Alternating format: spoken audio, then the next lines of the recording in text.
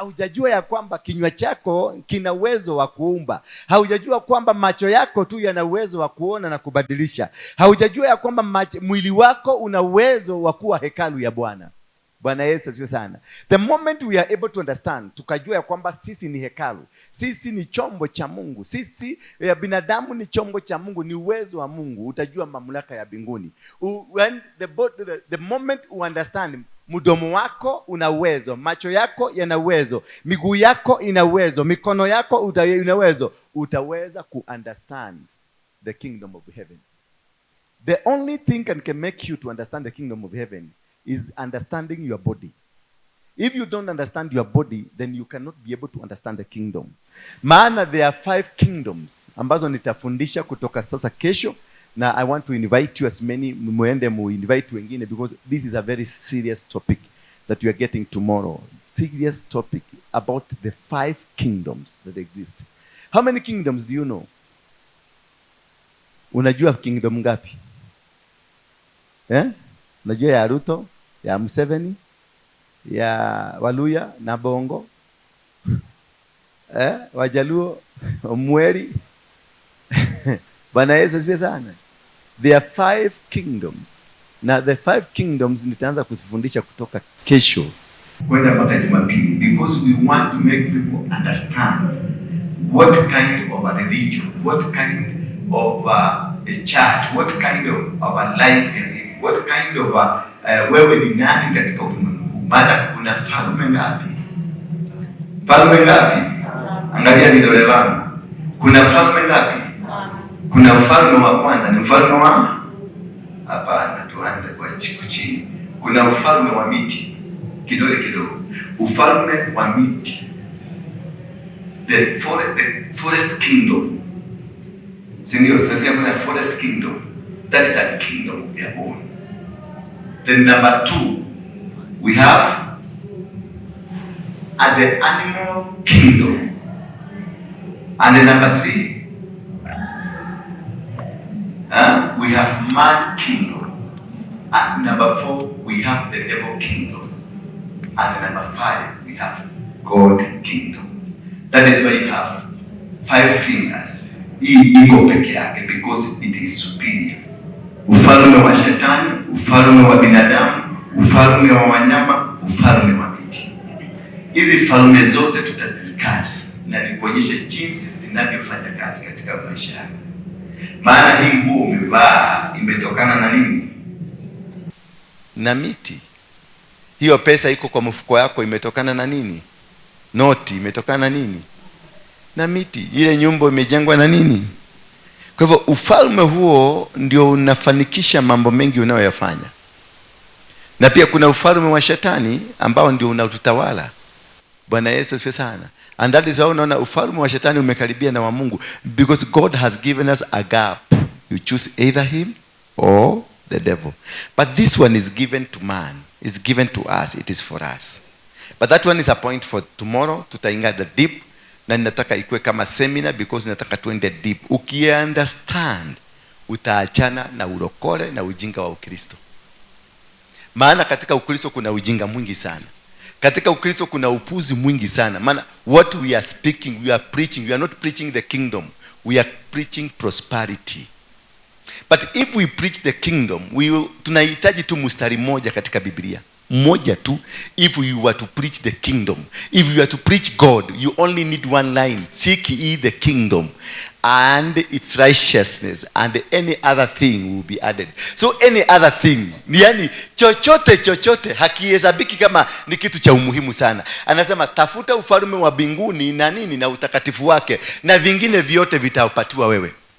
Ukiwa katika ulimwengu, katika ufalme wa mbinguni, ufalme wa mbinguni unasema kaa kwenye ufalme na utaenjoy matunda ya ufalme. Hello. Ukienda State House, uajiriwe State House, ukae kwenye ufalme wa Ruto, utaenjoy matunda ya Ruto. Hello. Kama wewe ulikuwa member wa UDA, basi kama ulipigia Ruto campaign na ukamfanyia campaign, wale unaona walichaguliwa kama mawaziri, wale walichaguliwa kama ma-PS, wale walichaguliwa kwenye wameajiriwa kazi na Ruto directly, ni wale ambao walikuwa wanafanya campaign na yeye. Wale walimsaidia kwa fedha zao, wale wamsaidia kwa maono, wale wamsaidia kwa kila kitu nguvu na rasilimali zote ambazo zilitumika. Hiyo ndio ilifanya Ruto naye alipokalia kiti, maana kulikuwa na maagano, akawapatia kazi. Kwa hivyo walitafuta kwanza ufalme, hawakutafuta pesa, hawakutafuta kazi. Walitafuta nini? Ufalme. Walitafuta Ruto akuwe president kwanza. Wakijua Ruto amekuwa president, wakajua sasa kutoka hapa we are able to eat, kwa sababu walitafuta ufalme. Sasa vyombo vyote vya ufalme vinakubaliana na wewe, maana uliutafuta. Bwana Yesu asifiwe sana. Na kwanza kama sisi wa Kristo tungetafuta ufalme mwanzo, tungeshinda vita vyovyote, maana hatuwezi kuingia katika mitego ya shetani. Hatuwezi kuingia katika hazina na nguvu za kishetani. Tutakuwa na mamlaka iliyo juu ya mamlaka zingine zote, because you have the kingdom with you. Uko na ufalme pamoja nawe. Kwa hivyo haustahili kuteseka, hustahili kulia, hustahili kuangamia, hustahili kupata shida, hustahili kugonjeka if you are with the king, because the kingdom provides. Hallelujah. Kwa hivyo tukatafuta ufalme mwanzo, tukawachana na sarakasi za kidini. Maana sarakasi za kidini ndizo zimefanikisha shetani kufaulu. Ndizo zimepelekea shetani kuwa na mamlaka juu yetu. Maana tuliachana na kutafuta ufalme wa mbinguni, tukaanza kutafuta anaza za kidunia. Na kwenye anaza za kidunia shetani alijua watu wametorokea kwenye anasa, naye akaenda akaingia huko. Unapobisha mlango wa kuingia, unamkuta ndiye anakukaribisha. Kisha unaona ni kama hii ni hali ya ukawaida. Maana pale Mkristo amefika katika hali ya nini? Ya ukawaida. Haoni Mungu kama venye anaweza kumheshimu. Haoni Mungu ni kama mwenye mamlaka. Haoni Mungu ni kama mwenye ako na uwezo. Haoni Mungu ni kama ako na njia nzuri ya kukufanikisha. Tumefika hali ya ukawaida. Tunaishi Ukristo wa nini? Wa ukawaida. Tunakuja kanisani kiukawaida. Tunaenda katika madhabahu kiukawaida. Unakutana na mtu wa Mungu kiukawaida. Unafanya maisha yako kiukawaida. Ile nafasi ya kumtenganishwa ukawaida na Mungu umeangamia, kwa sababu we have know the calling. Because you can only be able to identify and to know this is the work of God, this is the hand of God, if the calling, if God has called you. For you to understand God, for you to know this kingdom, you must be able to have been called. Lazima uwe uliitwa ndio upate ufunuo. Ndio kupata ufunuo ya Yesu Kristo, ndio kupata ufunuo wa Mungu, ndio upate ufunuo wa malaika, upate ufunuo wa hali halisi ya Ukristo. Lazima ukue umeitwa. Lazima God must have spoken to you. When you got saved, you did not get saved because your neighbor got saved. You heard the voice ikakwambia okoka sasa. Kuna wahubiri wengi walikuwa wamekuhubiria, kuna watu wengi walikuhubiria, lakini ilibidi mtu atakapokufa uende kwenye matanga, kuhubiriwe kwenye matanga, unakuta wakati huo ndio unaokoka. Lakini wakati bonge alikuja na alitangaza na matangazo ikazunguka, na labda wewe ni mmoja ambao walihusika kwenye kuweka mabango yake katika barabara zote, lakini haukuokoka. Lakini mtu alikuja, mkakaa, mtu wa kwenu akakufa, ukaenda kwenye matanga, kukahubiriwa, na siku hiyo ukabadilika. Maana it is a calling. Lazima Mungu ahusike kwenye kukombolewa kwako. Lazima Mungu ahusike kwenye kubadilishwa kwako. Lazima Mungu ahusike ndio wewe upate kupanda kwenye daraja moja au nyingine. Tunapoenda kuhubiri, hatuendangi kuhubiri kwa sababu nataka kwenda kuhubiri. Maana mahubiri, kupeleka kuhubiri kule crusade nje, hata kukua na kanisa kama hii ni very expensive. Sema, mwambie mwenzako expensive. Very expensive. Kama hauna mwito ambao umeitwa kurani kanisa, it's just impossible. Very complicated. Maana angalia nyumba kama hii, uangalie stima ambayo imewaka, vitu ambavyo viko hapa, wafanyi kazi wanaofanya hapa, vitu ambavyo unaviona hapa ni millions of money. Bwana Yesu asifiwe. Kila mtu ako na position yake anayoifanyia kazi. Kila mtu ako na position, ako na plan. Mungu ako na plan nayo. Kwa hivyo wakati tunaenda crusade kama hiyo pesa ambayo ilitoka kwenye mahali kama hapa ikatumika, na mimi niwajibike. Mipango yani ikawa katika kuwajibika ya kwamba lazima hakikishe ile hela ambayo nimeipata yote imetumika kulingana na mipango ya Mungu, sio kulingana na mipango yangu. Bwana Yesu asifiwe sana. Hapo ndio kuweza kujua ufalme unafanya kazi namna gani. Maana ufalme ule ndio uliopitisha ukasema shilingi 10,000 zimetolewa kwa ajili ya kazi ya Mungu, shilingi 100,000 zimetolewa kwa ajili ya kazi ya Mungu. Waliowezesha ile hela ikapatikana ni serikali ya mbinguni. Sasa hiyo serikali ya mbinguni inafuatilia kuona kama hela yao inafanya kazi. Bwana Yesu asifiwe sana. Kwa hivyo hauhitajiki kufuatwa, hauhitajiki kuangaliwa, hauhitajiki mtu akuje akuzingire, kwa sababu wewe mwenyewe uliye understand ufalme wa mbinguni unavyofanya. Kwa hivyo ukiitisha ufalme wa mbinguni kazi, ukiwaomba kazi, basi watakupatia kazi na watakupatia kila kitu ambacho ni husika kwenye kazi ambayo wewe umeiomba. Kwa hivyo wataifuatilia. Wewe uliomba, ulifanya maombi ya kazi na wamekupatia ufadhili wote wa kazi ile, basi watafuatilia kuangalia kama wewe ni mtu ambaye ataaminika kwa kazi hiyo nyingine. Huo ndio kuunderstand ufalme wa mbinguni. Kuunderstand ufalme wa mbinguni si kupokea. Kuunderstand ufalme wa mbinguni sio kupata mamlaka fulani ama kupata njia fulani ama kukuwa na jina kubwa ama kukuwa na jina ndogo ama kukuwa na mavazi mazuri. Ni kuunderstand ya kwamba unajukumika katika majukumu ya Mungu. The day you understand that there is a responsibility given to you by God, and that responsibility given to you by God inafuatiliwa na anayemfuatilia sio serikali ya duniani, ni serikali ya mbinguni. Kwa hivyo ukiangalia maisha yako yalivyo sasa na uangalie maisha yako yalivyokuwa jana na juzi, utaweza kuunderstand kama uko na serikali ya mbinguni ama hauko na serikali ya mbinguni. Maana serikali ya mbinguni inapokuja inaleta mabadiliko, inaleta change. Hivyo ndivyo ufalme wa mbinguni unafanya. When God has chosen you, when God has decided and said it is you, everything will be facilitated for the job that he is going to give you. Haufai kulia ama kuteseka ati ndoa yangu. Ukiona kama ulikuwa na mume na akafa, Bwana Yesu asifiwe sana, it is not the end of life. Bwana Yesu asifiwe sana. Maana Mungu sio complicated. Mungu sio confused. God is not confused. Is not author of confusion. God is a God of order. God is a God of discipline. God is a God of a direction. God is a God that gives direction and follows the direction where it is going. Kwa hivyo kama ulilusi mwanaume ama ulilusi mke wako kwa ajili ya kifo ama kitu kingine, God knew that. Na alijua safari yako itaanza 1 kilometer, itafika only 5 kilometers. Na itakapofika 5 kilometers nitaikata nikupatie a new link. Because God will never just cut you from a journey and fail to give you a new link. He gives you a new link. He must give you a new link. Now in that link is much better than the previous link. In that link it is his own link. Maana the previous link labda uliona a beautiful girl like this one na ukaona wow, huyo digeti kaka ni kanyoroka mno.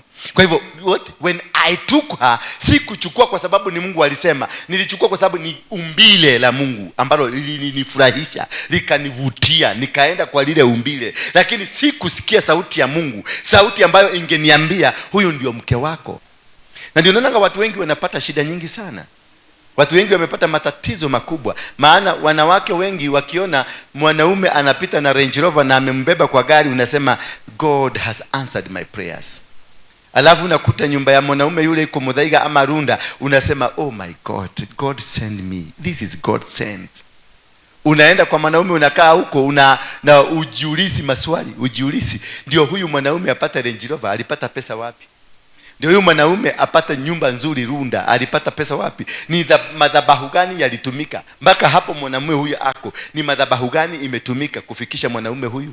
Ndio uone ati ni Mungu amemtuma. Because there must be an altar that is operating in life. So it is very important to understand before you get engaged into a particular business, before you ukue engaged na kanisa kama hili, before ukue engaged na mtu kama mimi, before ukue engaged na chochote ambacho utakikutana nacho, uliza kwanza Mungu, are you in this? Haya ni madhabahu gani? Ndio uweze kuelewa. ndio uweze kujua kama God is on your side or God is not on your side, because most of the time we are doing things against the will of God, because wewe unataka kitu ambacho kimetengenezwa, hautaki kulipia gharama. Ndio mtu akuwe anaendesha Range Rover, ndio mtu akuwe anakaa kwenye nyumba nzuri, ndio mtu akuwe anakaa katika maisha na mazingira mazuri. Ni gharama gani amelipa? Jiulize swali. Bwana Yesu asifiwe sana. Ndio ayakuwe maisha ambayo anaishi sasa, amelipa gharama gani? Ndio ukuje nikupatie ile pesa unataka nikupatie siku ya leo, ama chochote unataka nikupatie, ndio nipate hiyo kitu, ni gharama gani nilipitia? Na hiyo gharama ni ya upande gani? Ni ya upande wa Mungu ama ni ya upande wa shetani?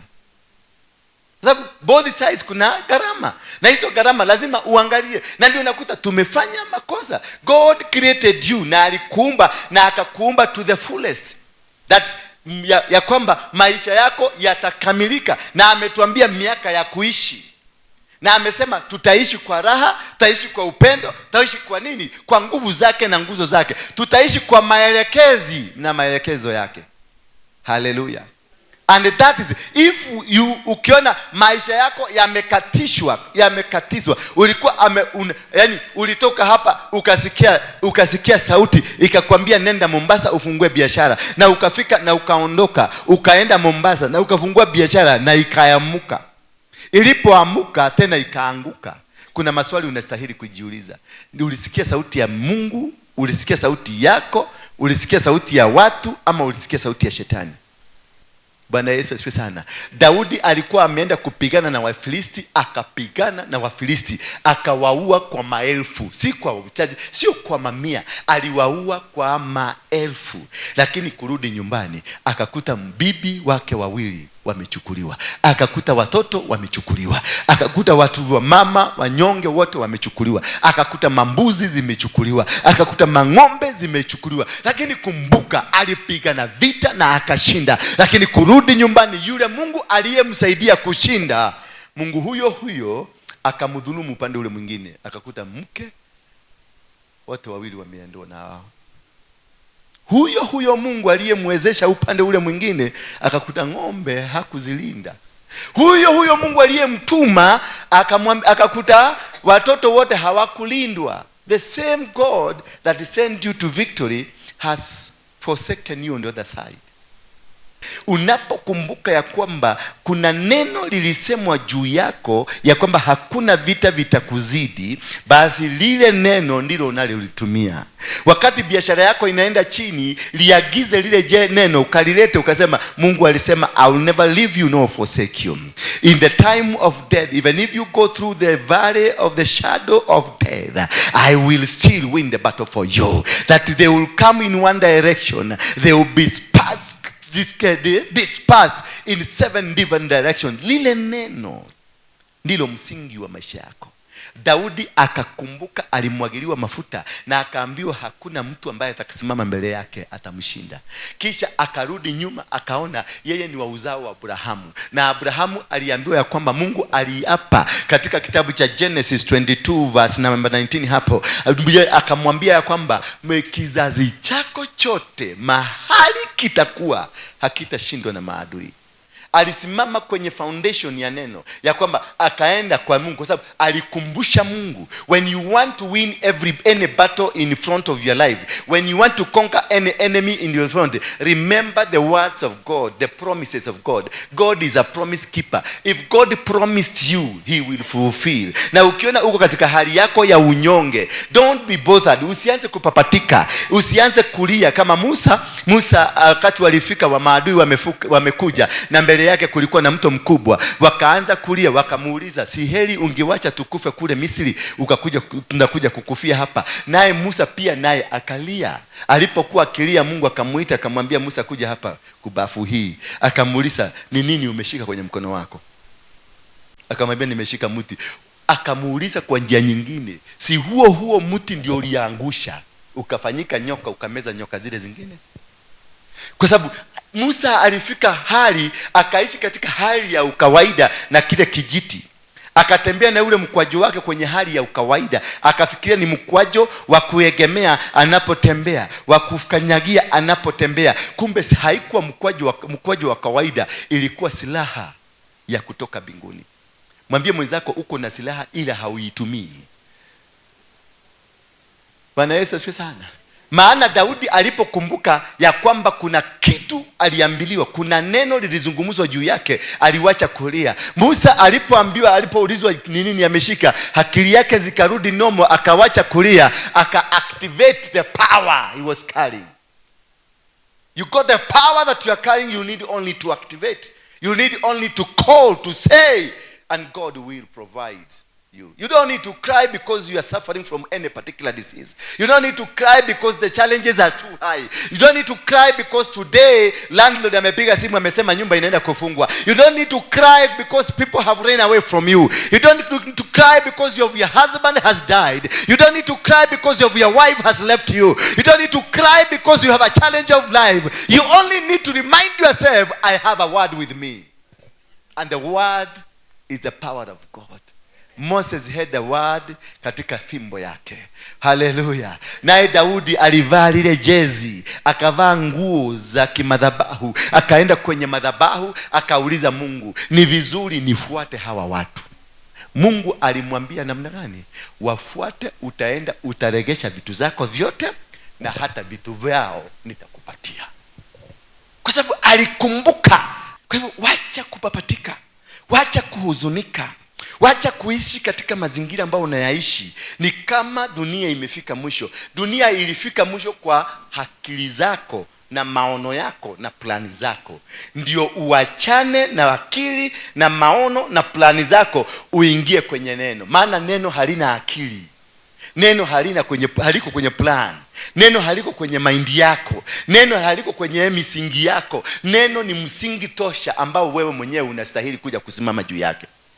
You only need to have the checkbook ya neno. Wakati neno limepunguka, unaandika check, maana signatory, Mungu ameweka signature kwenye ile. Unaenda una deposit, unaachiliwa kile ambacho ni chako. Nataka nikwambie tatizo ambayo unaipitia, rejection ambayo unaipitia, mapigo unayoyapitia yatasababisha wao ambao wanakuangalia kwenye hali wanakuangalia. Wa Mungu ameweka neno litakalosababisha wao wakuje kutafuta lilo neno, na watakuta ni wewe peke yake ulio na neno lile. Bwana Yesu asifiwe sana. That is the greatest secret of God. You don't need to cry anymore. You don't need to shout to anything anymore. Go relax. Tafuta ufalme, na ufalme ukiupata na upate pamoja na tabia na mienendo ya ufalme ule, ukatembee kulingana na ufalme. I want to assure you from today, when the kingdom is with you, when the kingdom come, kama ufalme wa mbinguni umeshuka, unatembea na wewe. Hata kama ulikuwa unatembea unaenda hivi, maana venye ulikuliwa na ndutu. Unajua mtu amekuliwa na ndutu anaendaga hivi, anaendaga ni kama miguu imekaa hivi kama bata. Wacha nikwambie, ufalme wa Mungu ukishuka, unakuta huyo mtu anatembea mpaka unashindwa huyu ni yule ambaye alikuwa anatembea vile alikuwa anatembea. Watakushangaa, watashindwa kama wewe ni yule. Yes. Usiwe na wasiwasi. Usiteseke, usifadhaike. Nenda ufanye kazi yako, nenda utulie, ungoje wakati wa Mungu ufike. Ila tu tafuta ufalme wa mbinguni na tabia na mienendo yake. Bwana Yesu asifiwe sana. Don't go looking around. Don't go looking side by side. Unatafuta vibali vinatoka, hamna vibali viko hapa vimeachwa. Kibali kipo na kiko na wewe. Ni only that you have not activated. Kila kitu ambacho unakihitaji kiko mwilini kwako. Jambo lote, gari nzuri Range Rover ambao unahitaji, unaona watu wakiitembelea. Hiyo gari inafanya ufuatafuata wanaume kwa barabara. Hiyo gari uko nayo. Only that you don't understand that you are carrying the car. Only that you don't understand hiyo nyumba nzuri ya Runda uko nayo. It's only that you don't understand watoto wako wanasomea shule nzuri. It's only that you don't understand uko na madhabahu ndani yako. It's only that you don't understand uko na nini, na kila kitu kizuri kiko ndani yako. The day you invite the kingdom of heaven, you will see them. You don't need. When you are in the kingdom of God, everything is prepared for you, because umekaa kwenye high table, na hakuna mtu hataki kukaa kwenye high table. Kila mtu anauliza yule alifikaje.